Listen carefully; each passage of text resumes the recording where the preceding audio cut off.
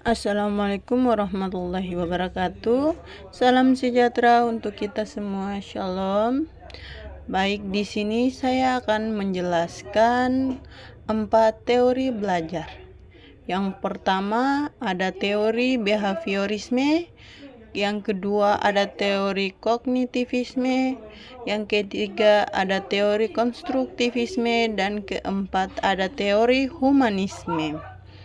Jadi, teori belajar behaviorisme. Teori belajar ini dipandang sebagai perubahan perilaku yang dapat diamati akibat hubungan stimulus dan respon. Teori ini fokus pada perilaku lahiriah, yaitu penguatan dan hukuman. Lingkungan sangat menentukan belajar. Contoh, dalam pembelajaran, siswa diberi nilai pujian, atau siswa diberi hukuman, latihan soal berulang, hafalan, dan pembiasaan.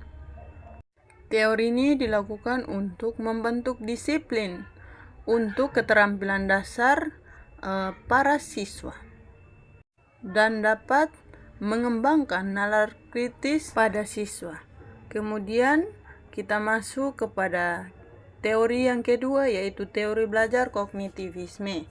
Teori belajar ini adalah proses mental internal seperti berpikir, mengingat, memahami, dan memecahkan masalah. Tokoh utama yaitu Jean Piaget. Teori ini fokus pada proses berpikir, pengetahuan disimpan dalam struktur kognitif. Belajar bermakna lebih penting dari hafalan. Contoh dalam pembelajaran: peta konsep, diskusi pemecahan masalah, analisis kasus, dan mengembangkan pemahaman, mendorong berpikir kritis. Teori ini dapat mengembangkan pemahaman mendalam, cocok untuk pembelajaran bermakna, membutuhkan waktu dan kesiapan siswa. Kemudian kita masuk ke teori ketiga, yaitu teori belajar konstruktivisme. Teori belajar ini merupakan teori yang pengetahuan dibangun sendiri oleh siswa melalui pengalaman interaksi sosial dan refleksi.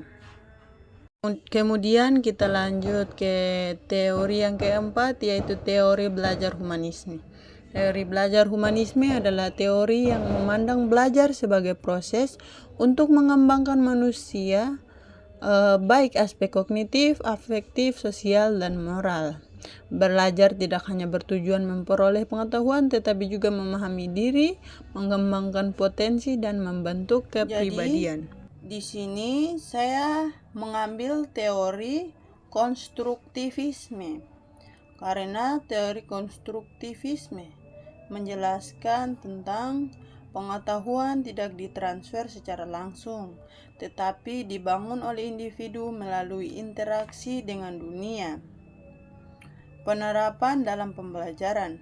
Pembelajaran menekankan pada pengalaman belajar yang aktif, kolaboratif, dan bermakna. Pendekatan konstruktivisme mendorong siswa untuk terlibat dalam eksplorasi, penyelidikan, dan pemecahan masalah. Jadi pertanyaannya di sini, tentukan bagaimana sebenarnya guru harus menjadi guru PPKN di abad ke-21 ini.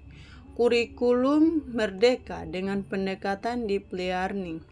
Jadi di sini saya ambil teori konstruktivisme, yaitu teori bagaimana kita sebagai guru harus menjadi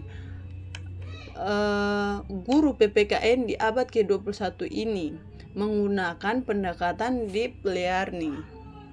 Karena saya menggunakan teori belajar konstruktivisme, maka dengan pendekatan deep learning, guru pada abad 21 ini, siswa sebagai subjek aktif, sedangkan guru sebagai fasilitator, belajar konseptual dan kolaboratif. Contoh dalam pembelajaran, project based learning, diskusi kelompok dan refleksi. Tetapi di sini terdapat masalah, yaitu guru dituntut untuk kesiapannya. perlu waktu lebih lama. Guru PPKN pada abad ke-21 dalam kurikulum Merdeka Belajar atau pendekatan deep learning. Guru PPKN abad ke-21 tidak lagi sebagai penceramah, tetapi menjadi fasilitator nilai dan demokrasi, pengembangan karakter dan nalar kritis, pembimbingan pembelajaran bermakna atau deep learning. Pendekatan deep learning dalam PPKN mengaitkan materi dengan masalah nyata seperti korupsi, intoleransi, hoaks, mendorong berpikir kritis, reflektif, dan etis. Jadi teori belajar konstruktivisme di abad 21 ini belajar berbasis proyek, diskusi kasus, debat nilai.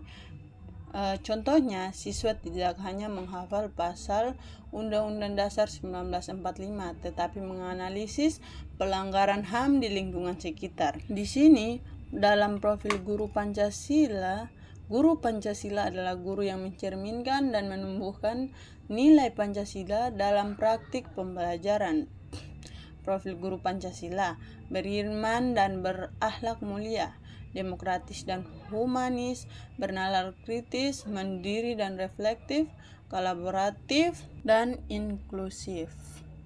Jadi, guru PPKN tidak sekedar mengajarkan Pancasila, tetapi menjadi contoh hidup Pancasila, masalah dalam pembelajaran PPKN dan solusinya. Contoh masalah, siswa hafal Pancasila tetapi tidak menerapkan, rendahnya toleransi dan empati, siswa pasif dan apatis terhadap isu kebangsaan. Penyelesaian dengan teori konstruktivisme.